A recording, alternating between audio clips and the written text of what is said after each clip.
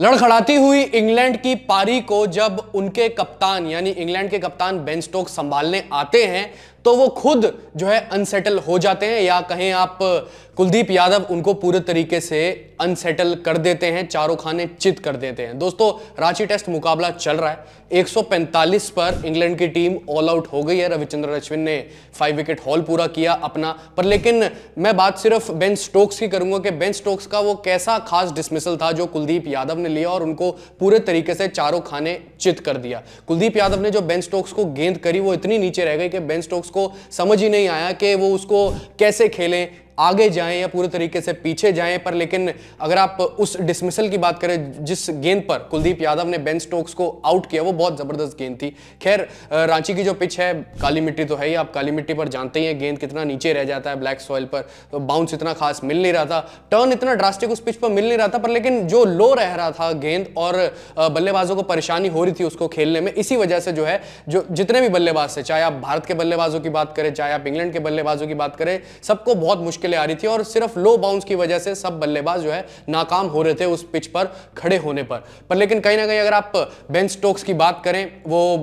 Ben Duckett, Jack करॉली, फिर उसके बाद अगर आप बात करो ओली पोप, जो रूट, इन सबके आउट होने के बाद क्रीज पर आते हैं और फिर उसके बाद जब उनको सामना करना पड़ता है स्पिनर्स का, स्पेशली रविचंद्रन अश्विन, रविंद्र जडेजा और कुलदीप यादव, स्पेशली मैं कहना चाहूँगा कुलदीप यादव को यहाँ पर मैं इन्वर्टेड कॉमर्स में रखना चाहूँगा, क्योंकि कुलदीप यादव ने जो गेंद करी थी काफ़ी फ्लाइटेड गेंद थी, पर लेकिन उम्मीद कर रहे थे बेन स्टोक्स के गेंद थोड़ा सा उछाल तो लेगी, पर वो गेंद टर्न भी हुई और उस गेंद ने उछाल भी नहीं लिया पूरे तरीके से। आप सोच सकते हैं कि वो गेंद कितनी जो है डेंजरस होगी किसी भी बल्लेबाज के लिए, चाहे वो एक राइट हैंड बल्लेबाज हो, चाहे वो एक लेफ्ट हैंड बल्लेबाज हो। जो गेंद टर्न भी हो रही है और ऊपर से उस गेंद का इतना कम बाउंस हो, यानी इतना लो बाउंस हो, तो वो गेंद कितनी डेंजरस हो जाएगी किसी भी बल्लेबाज के लिए। और वही उसी गेंद पर जो है बेन स्टोक्स फ्रंट स्ट्राइड लेने गए, डिफेंस करना चाहते थे, पर वो गेंद जो है टर्न होकर और ऊपर से नीचे रह गई और जो है उनके पिछले पैर पर जाके लगी और आउट हो गए बेन स्टोक्स। तो पूरी कोशिश करी बेन स्टोक्स ने अपनी इंग्लैंड की पारी को, लड़खड़ाती हुई पारी को अगर हम बेसिकली कहें,